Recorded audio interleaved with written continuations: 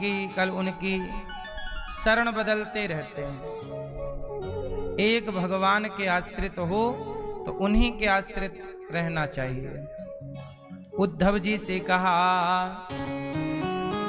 भगवान ने कहा घनश्याम ने उद्धव से वृंदावन जरा जाना, जा वहां की गोपियों को ज्ञान का कुछ तत्व समझाना। जाओ गोपियों को थोड़ा समझाओ। चले उद्धव जी, मैं जा रहा हूं। चले मथुरा से जब कुछ दूर वृंदावन निकट आया, यहीं से प्रेम ने अपना अनोखा समझाने। जैसी वृंदावन आए बेटप झुक कर ये कहते हैं इधर आओ, इधर आओ। मानो वृंदावन के वृक्ष यहां बुला रहे हैं, उद्धव जी यहां आओ। आप जरा बताओ कि हमारे कन्हैया कब आएंगे? हम कदम्ब हैं, कदम्ब। वृंदावन का वृक्ष बोला कि मैं कदम्ब हूं। कभी हमारे ऊपर बैठकर कन्हैया बांसुरी बजाया करते थे, कभी हमारे ऊपर बैठकर कन्हैया गायों को बुलाया करते थे। बताओ उद्धव, कन्हैया का स्पर्श कब मिलेगा? कब वो अपने चरणों का स्पर्श हमें कराएंगे? कब हमारे इस डाल पर बैठकर वो बांसुरी बजाएंगे? मानो वो वृक्ष भी इंतजार कर रहे हैं। उद्धव जी आगे चले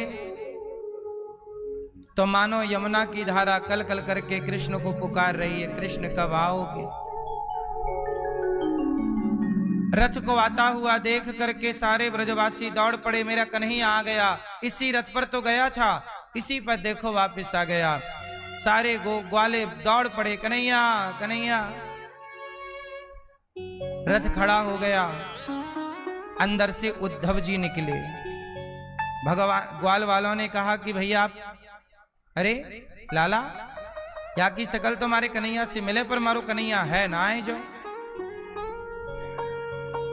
अब ब्रजवासी बोले भैया आप कौन हो? उद्धव जी ने कहा हम उद्धव हैं, कन्हैया के मित्र। क्यों आए हो यहाँ? कन्हैया का संदेशा लेके आए हैं, पत्र लेकर के आए हैं। क्या कन्हैया नहीं आए? ग्वालों को लगा कि मेरा कन्हैया आ गया, पर जाकर पता चला, देखा तो पता चला कि कृष्ण नहीं है। तुम्हें याद नहीं आई हमारी? तुझे याद ही नहीं आई हमारी? लगता है कन्हैया हमें भूल गए। क्यों आए हो भैया? किन से मिलना है? उद्धव जी ने कहा कि हमें मैया यशोदा और गोपियों से मिलना है। सारे ग्वाले ले गए यशोदा मैया के घर। यशोदा माँ कभी पालने को हिलाती, कभी कन्हैया के कपड़े को सुखाती, कभी कन्हैया को पुकारती। और सब जगह भगवान है, सब में ईश्वर का दर्शन है। और आप आनंद में रहें, हैप्पी रहें, खुश रहें कि सब में ईश्वर, सबको प्रणाम करो, सब में भगवान। ना काहू से दोस्ती, ना काहू से बैर, सब में ईश्वर है। और एक दूसरा विचार है कि भगवान सब में तो है, पर सब में है इससे गुजारा नहीं होगा भक्त का। भक्त कहता है प्रभु, जैसे आपने ध्रुव को दर्शन दिए, प्रहलाद को दर्शन दिया, जैसे आपने अपना प्रेम मैया यशोदा पर लुटाया, यश कौशल्या मैया पर लुटाया, ऐसे प्रत्यक्ष दर्शन देने के लिए मेरे सामने आओ। ज्ञानी दर्शन की कामना नहीं करता, क्योंकि वो घट घट में देख पा रहा है ज्ञान के बल से। पर प्रेमी जिद करता है कि नहीं नहीं, आप प्रकट होइए मेरे सामने। तो ज्ञानी के लिए भगवान कभी इस धरती पे नहीं आते। भगवान जब भी आते हैं तो प्रेमी भक्तों के लिए आते हैं, जिनके कारण मजबूर हो जाए।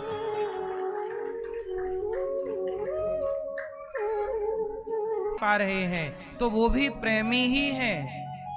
आप भले ना आ पाओ पर तड़प तो है। इसलिए भगवान के लिए जो तड़प है वो तड़प ही प्रेम है।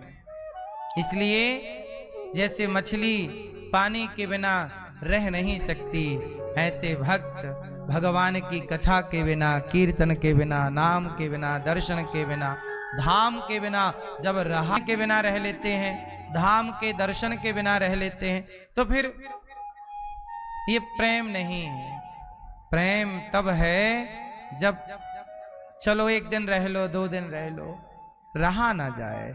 मछली भी पानी से निकलती है तो 10 मिनट, 20 मिनट, आधे घंटे जिंदा रहती है।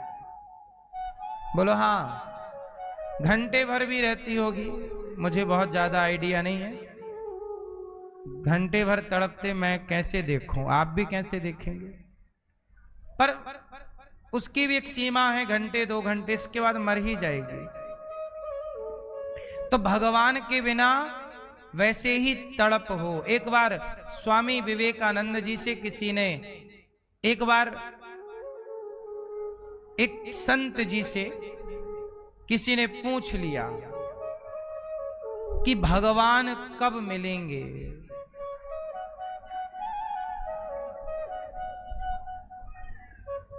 भगवान कब मिलेंगे,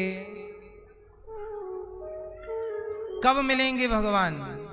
तो संत जी ने कहा कि वो गंगा नहा रहे थे और गंगा में वो नहा रहे थे। वो किसी ने पूछ लिया घाट में खड़े होके बाहर से कि भगवान कब मिलेंगे बताओ, आप तो संत हो। तो संत जी ने उसे कहा तुम यहां आओ गंगा जी के अंदर, हम बताएंगे कब मिलेंगे। अब वो आदमी चला गया, बताओ। तो संत वहां बैठे राम की याद में तड़पते रहे। बोलो हाँ। और जब तक राम नहीं मिले तब तक भरत जी की तड़प की कथा है, और मिल जाने के बाद का कोई नहीं सुनता।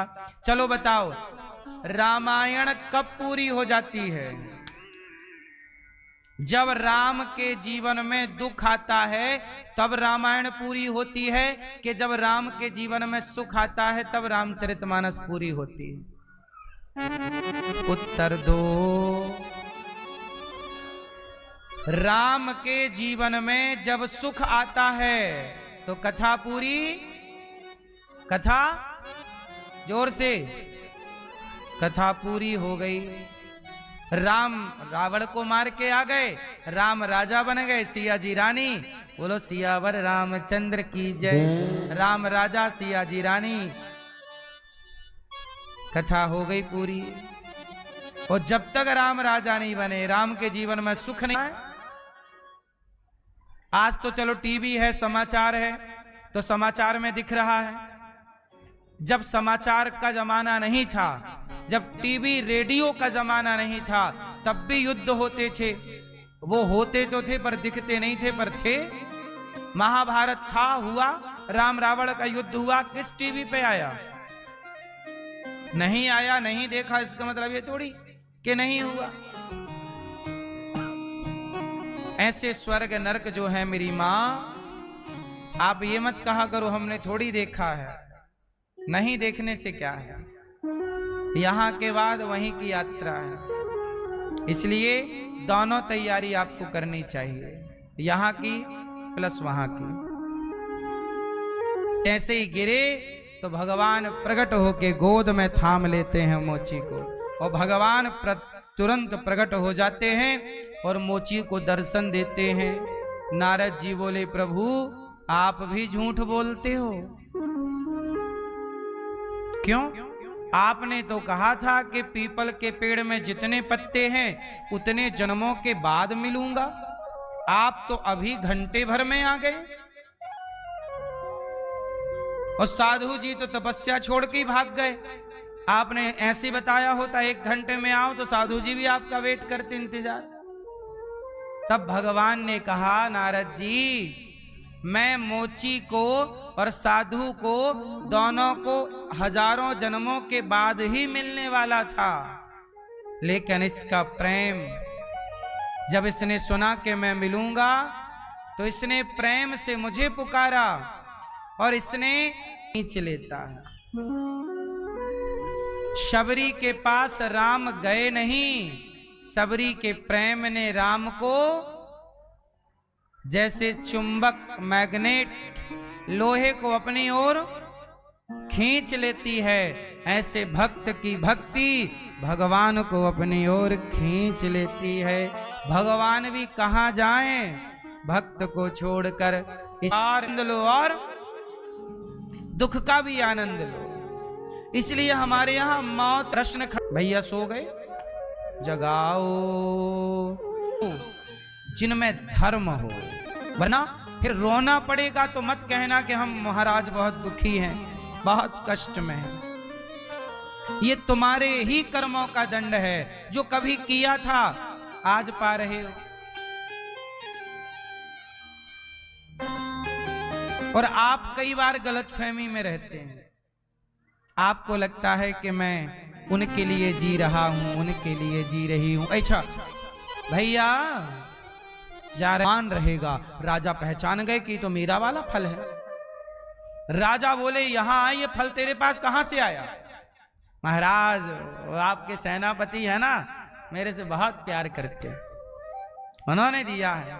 सेनापति को बुलाया, ये फल तेरे पास कहां से? महाराज क्षमा क्षमा, आप मुझे दंड दीजिए, आपकी पत्नी मेरे से प्यार करती है। अब तो भैया देखो, राजा प्यार करते थे रानी से, रानी प्यार करती थी सेनापति से, सेनापति प्यार करता था नर्तकी से। और यही चक्कर है आपका संसार का। आपको लगता है ये मेरे से प्यार करती है या करता है? संसार में कोई भी आपको इस गलतफहमी में रखा जाता है कि हम तुम्हारे लिए हैं, हम तुमसे प्रेम करते हैं। हर व्यक्ति अपने स्वार्थ से प्रेम करता है। जब तक सामने वाले का स्वार्थ आपसे होगा तो आपसे राम राम करेगा, स्वार्थ पूरा हो जाए तो आपकी तरफ देखेगा नहीं, और स्वार्थ है तो आपको आके बार बार प्रणाम करेगा, और स्वार्थ नहीं है तो कोई फोन भी तभी लगाता है जब कोई काम अटक जाता है, वरना फोकट में कोई फोन भी कहां लगाता है? बोलो हाँ।